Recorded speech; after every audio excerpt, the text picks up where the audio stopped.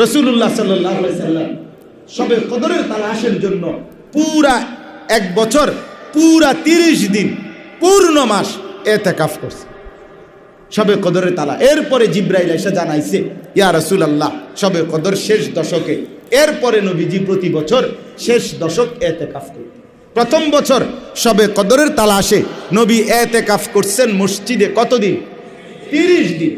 এরপরে যখন জিবরাইল জানাইছে যে শবে কদর শেষ দশকে, এবার শবে কদর পাওয়ার আশায় নবীজি শেষ দশক মৃত্যু পর্যন্ত ইতিকাফ করতেন। যেই বছর আল্লাহর নবী সাল্লাল্লাহু আলাইহি সাল্লাম ইন্তেকাল করছেন, ওই বছর তিনি 20 দিন আরো 10 দিন বাড়াইয়া ইতিকাফ করছেন। তাহলে তিনি কখনো কমান নাই, বরঞ্চ উপর্যুপুরি বাড়াইছেন, আর কখনোই ধারাবাহিকভাবে ছাড়েন নাই। তাহলে সেখানে আমি আপনি কখনোই করেন না।